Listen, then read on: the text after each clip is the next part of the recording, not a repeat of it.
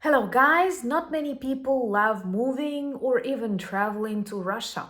That is why for decades it was pretty easy for the Kremlin to keep using old Soviet propaganda images while describing its army and navy. But after Putin's blitzkrieg failed and more people in the world saw that Russia is pretty vulnerable, especially after we've destroyed their Black Sea fleet and they literally had to flee to Novorossiysk, perhaps they finally have accepted the thought that all of the Russian Navy is a scrap metal. And that is why now in Russia they are prepared to send to disposal the symbol of the Russian Navy, the only aviation carrier Admiral Kuznetsov.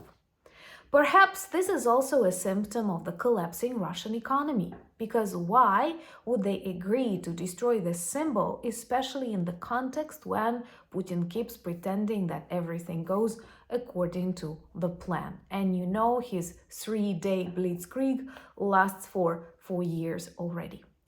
So actually, what we see now is this destruction, demilitarization of Russia from the outside. Greetings from Ukraine. And we also see similar processes that demilitarize Russia, but from inside. Let's have a look in more detail, because that's pretty important for the implementation of our peace plan. And you know, the only way to achieve lasting peace is to defeat Russia. My name is Anna, I'm from Ukraine, I'm in Ukraine, and if you want to see the collapse of the Kremlin regime, subscribe and share these videos to demonstrate your solidarity with Ukraine. According to the official Russian media, and most importantly, perhaps one of the top newspapers known since the times of the Soviet Union, Izvestia, the Russian government is prepared to send to disposal the symbol of the Russian Navy, and not just the Black Sea Fleet or the North Fleet in total, because that is the only present in the Russian Navy aviation carrier. It is a huge rusty ship that actually resembles the Russian Federation, totally prepared to dissolve. And here I'm speaking both again about the carrier and also about the Russian Federation. By the way, on my new channel there is a new video which explains more this potential of the Russian Empire dissolution and why you should not fear that. Do check and subscribe. So these news circulate inside Russia, and I'm sure they don't seem very optimistic to the population that was brought up on this myth that Russia is invincible and the strongest or the second strongest army in the world, when right now we clearly see that it is the second strongest army in Russia, because right now the Ukrainian troops are partially in Kursk and some say in Belgorod regions.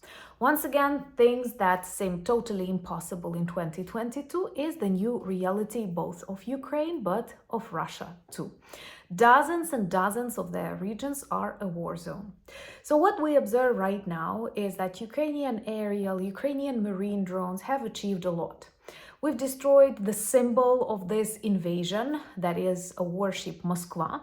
Many say that even the United States, the White House administration, wanted Ukraine not to touch it because that might have been too offensive for Putin. Please, people, stop thinking in such categories. And I'm really happy that we didn't listen to that advice and we upgraded that warship with that name Moskva to like a submarine, a rusty submarine on the bottom of the Black Sea.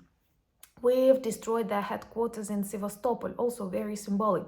Same as it was a great mistake to allow the Russian Black Sea Fleet stay in Sevastopol after the renewed independence of Ukraine. That is one of the greatest mistakes that was definitely very influenced by the Kremlin, by the Kremlin money and whatnot, happened in the 90s. And we are doing this work on mistakes, like after a test, and we keep destroying the warships, ferries, boats, and hopefully the illegal Kerch Bridge one day will be upgraded too. But these are these external problems caused by the Ukrainian armed forces. What is interesting, they've got a lot of internal problems, and with each day they become more and more visible. And to witness that collapse Subscribe. That's super important to remain united in such challenging times. And please share, like the videos. This helps to spread the truth about Ukrainian resilience, and we need that. Another really loud night and sleepless night even in my city that was once considered semi-safe and non-interesting. We don't have any serious military productions. We are like 80 kilometers away from the EU border, and we had lots of drones and missiles targeted today on Lutsk again, on Lviv, on Chernivtsi. This is really far away from the front line. Dozens of drones, really difficult for our air defense to catch them.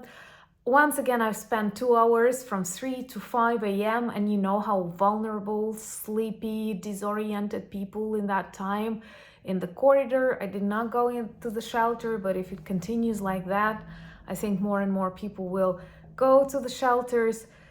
So this is a very typical Putin strategy that is not difficult to decode. They want to break the will of Ukrainian people, that they actually make mistakes because we only get stronger and we donate, we support, and we know that the only way to stop this is to defeat Russia. And I am actually very disappointed when many people ignore a lot of very important steps that have already been taken to defeat this evil, and this Black Sea Fleet victory is just another reminder. Russians used Black Sea Fleet and Crimea to terrorize a great part of Ukraine, and it also simplified many of their missile attacks on our territory. And it also paralyzed trade in the Black Sea, and many countries around the world suffered because Ukraine is a breadbasket of the world. And you know, it was so painful to watch how they burned our grain in the ports, how they paralyzed the ships, and by actually very synchronically, structurally, strategically destroying their warships, paralyzing their presence in the Black Sea, we actually brought more security, more confidence, not just to Ukraine, but also to a lot of countries that are dependent on Ukrainian food.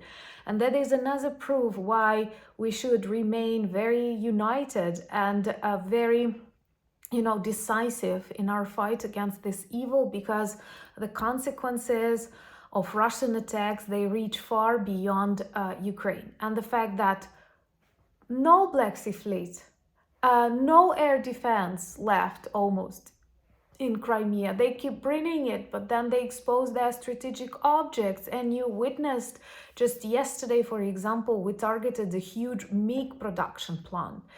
And it's so important that we work only with the legitimate targets, but the number of these targets is already that big that it already represents serious problems within whole, parts of Russian military sphere. For example, serious problems with their aviation, like spider web.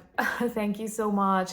Then hits on their strategic air bases, then on their plants where, for example, they produce not just the details, but they assemble these planes. On their Shahed drones factories, now like when I have dozens of Shahed drones flying over my pretty little city from different directions, I realize how important it's not just to stop them in our skies, but to destroy them while they are still being produced. And Ukraine needs air defense. Trust me, every day I sit in the corridor and receive a message from the application telling me that like 3 missiles heading in the direction of Lutsk. 5 minutes waiting time. Can you imagine just for a second what you are thinking about during this 5 minutes? A lot. And you're very carefully listening to the sound, what will happen. And when you hear that the air defense works and nothing else, that is so beautiful. And that is so unjust that we have to beg for this air defense, knowing that like many people have it, many people don't need it. And I'm sure that all of you agree that it's much better to defeat Russia while it's still in Ukraine. We don't want it to expand further, and the plans are like that. It's pretty obvious. So please help Ukraine, support Ukraine, understand Ukraine, and we will do the job. Follow me on Instagram, Blue Sky, Threads, Discord, and X. The link's in the description of this video, same as the link to our merch shop, where we have a lot of good items that work well as reminders and conversation starters about Ukraine, and you know we need that.